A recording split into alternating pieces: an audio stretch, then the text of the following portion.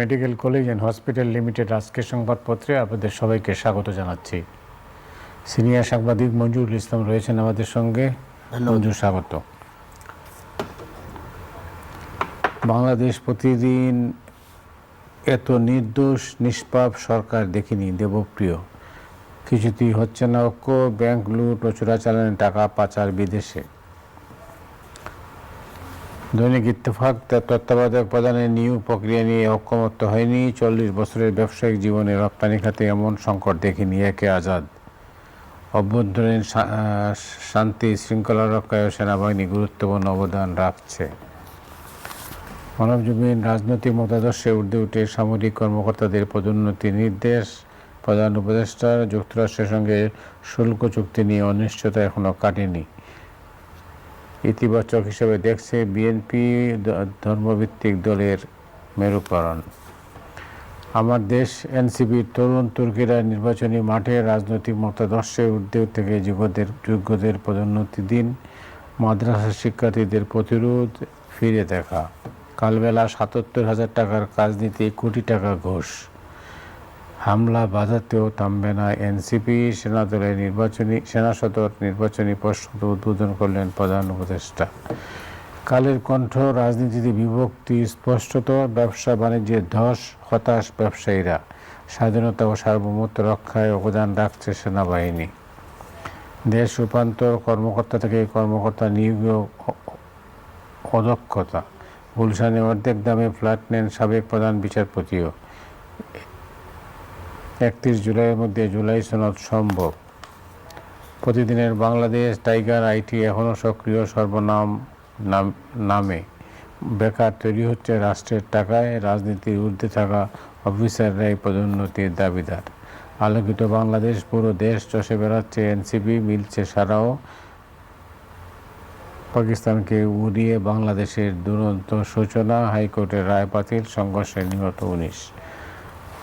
করতোয়া, যুক্তরাজ্যের সম্পদ বিক্রির হিড়িক হাসিনার ঘনিষ্ঠদের। বিএনপি, জামাত ও এনসিপির বিভিন্ন প্রস্তাব। গোপালগঞ্জে কারফিউ 144 দ্বারা প্রত্যাহার। দিনকাল, যুক্তরাজ্যে তড়িঘড়ি করে সম্পত্তি বিক্রি করে দিচ্ছেন হাসিনা ঘনিষ্ঠ আওয়ামী লীগ নেতারা। প্রভাব পড়বে বিদেশি বিনিয়োগে। সেপ্টেম্বরের দ্বিতীয় সপ্তাহে নির্বাচন। 21 জুলাইয়ের ডাকসুর তফসিল। খবরের কাগজ, 60 দিনে ফাইনাল রিপোর্ট। গোপালগঞ্জ ও কক্সবাজারের ঘটনায় অস্বস্তিতে এনসিপি, বাংলাদেশের কাছে বিধ্বস্ত পাকিস্তান। শিরোনাম দেখলাম। বাংলাদেশ প্রতিদিনের একটা শিরোনাম এবং ইত্তেফাকে একটা শিরোনাম আছে, সেটা দুটোই নিয়ে আলোচনা হতে পারে। আপনি জানেন যে প্রখ্যাত অর্থনীতিবিদ ডক্টর দেবপ্রিয় ভট্টাচার্য, তার একটা আক্ষেপ, এবং তিনি যেটা বলছেন যে এত নির্দোষ নিষ্পাপ সরকার দেখিনি। আর সাবেক বিসিসিআইয়ের সাবেক প্রেসিডেন্ট একে আজাদ বলেছেন 40 বছরের ব্যবসায়িক জীবনে তিনি এমন সংকট আর দেখেননি। আপনি কীভাবে দেখছেন? ধন্যবাদ আপনাকে। আমি ডক্টর দেবপ্রিয় ভট্টাচার্যকে ধন্যবাদ দেই। তিনি অত্যন্ত দৃঢ়তার সাথে সত্য কথাটা বলেছেন।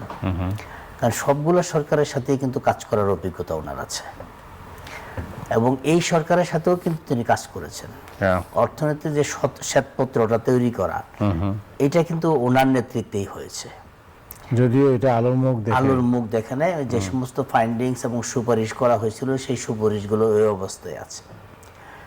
তিনি এমন একটা সময় এই কথাটা বলেছেন যে এই সরকার আসলে কি করছে। তিনি ওই যে অনুষ্ঠানটা, গতকাল যে অনুষ্ঠানটা হয়েছে, যে আমাদের ব্যবসা রিলেটেড যুক্তরাষ্ট্রের সাথে শুল্ক নিয়ে যে টানাপোড়েন, সেই বিষয় নিয়ে একটা রাউন্ড টেবিল হয়েছিল। সেখানে তিনি ব্যবসায়ীদের মধ্যে, অর্থনীতিদের মধ্যে, সবাই যারা উপস্থিত ছিলেন তাদের মধ্যে তিনি এই কথাটা বলেছেন।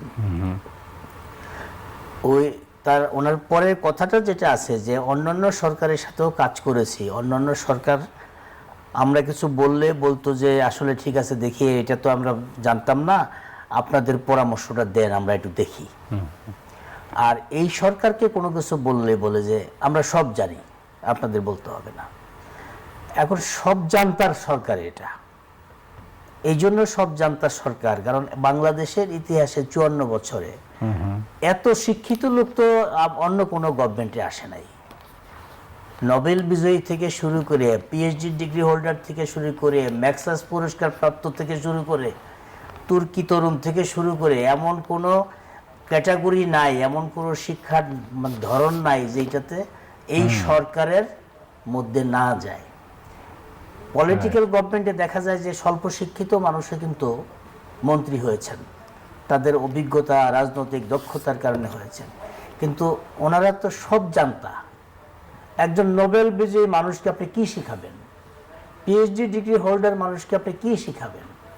এই যে সবার যে এত জ্ঞান, এই জ্ঞানের কারণে অনেক কিছুই এখন আর অন্যের পরামর্শ ওনারা গ্রহণ করতে পারছে না, কারণ ওনাদের তো আসলে ধারণ ক্ষমতা নাই। তো জ্ঞানের যে পরিধি, যেই লেয়ার, এই লেয়ারে তাদের আর ধারণ ক্ষমতা, ডিস্কে আর নিচ্ছে না, মেমোরি ডিস্কে অথবা দক্ষতার ডিস্কে আর নিচ্ছে না।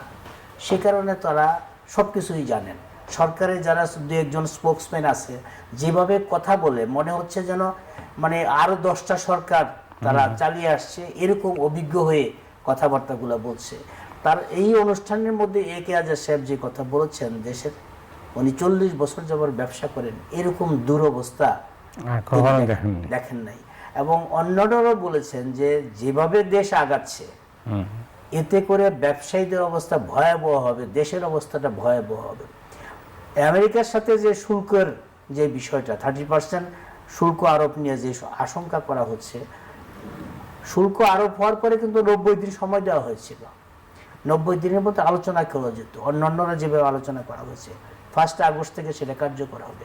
এখন পর্যন্ত গভর্নমেন্ট কোনো সিদ্ধান্ত নিতে পারছে না। নন ডিসক্লোজার এগ্রিমেন্ট করবে।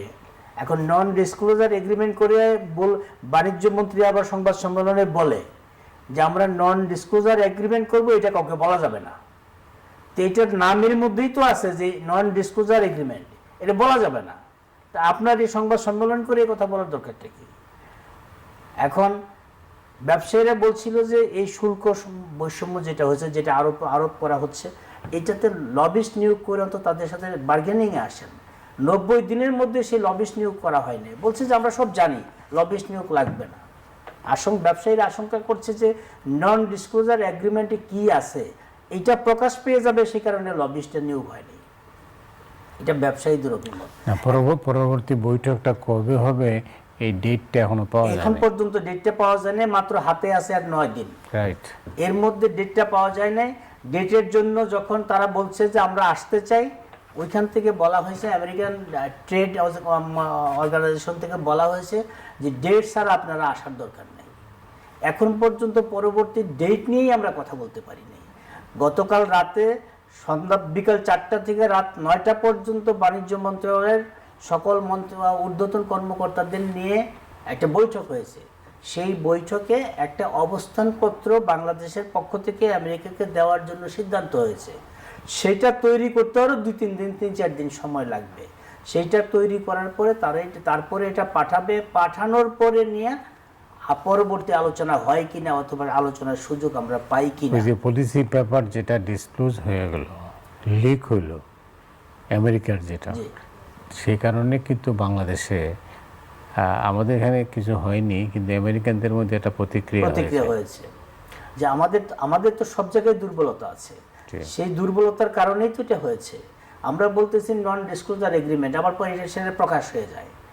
তো আমাদের দুর্বলতার তো এই পর্যায়ে আছে। তো এখন যাদের সাথে আমরা নেগোসিয়েশন করব, তাদের পর্যন্ত আমরা পৌঁছতে পারছি না। আমাদের একজন ব্যবসায়ী নেতাকে, একজন শীর্ষ ব্যবসায়ীকে আমরা আমাদের উপদেষ্টা, বাণিজ্য উপদেষ্টা হিসেবে নিয়োগ দেওয়া হয়েছে। তিনি কি করলেন আমরা কিন্তু বুঝতে পারি নাই এই পর্যন্ত। তার মন্ত্রণালয়ের ফাংশনটা কি? এই যে 30% যেই কর আরোপ হয়েছে, আমাদের একজন ঔষধ শিল্পের একজন উদ্যোক্তা বলেছেন যে 30% যদি কর আরোপ করা হয়, সেই পর্যায়ে আমরা যে ক্ষতির মুখে পড়ব, গত 10-12 বছরে যে আমাদের ডেভেলপমেন্টটা হয়েছে, যে বিনিয়োগ হয়েছে, এটা একদম পানিতে চলে যাবে। কারণ আমরা প্রতিযোগিতায় পারবো না অন্যান্য দেশের সাথে। একদিকে অর্থনীতির এই অবস্থা, অন্যদিকে বিদেশের সাথে আমাদের সম্পর্কটা খারাপ। আমেরিকার একটা শুল্ক আরোপ নিয়ে একটা এগ্রিমেন্ট অথবা একটা আর্গুমেন্ট করা যেত, সেই জায়গাটা আমরা ব্যর্থ হয়েছি। আসলে আমরা সফল কোথায়? আমরা দেশের অর্থনীতিতে ব্যর্থ হচ্ছি, আইন শৃঙ্খলায় ব্যর্থ হচ্ছি, সামাজিক নিরাপত্তায় ব্যর্থ হচ্ছি। নির্বাচনটা কবে হবে সেটা যদিও বলা হচ্ছে যে ফেব্রুয়ারিতে নির্বাচন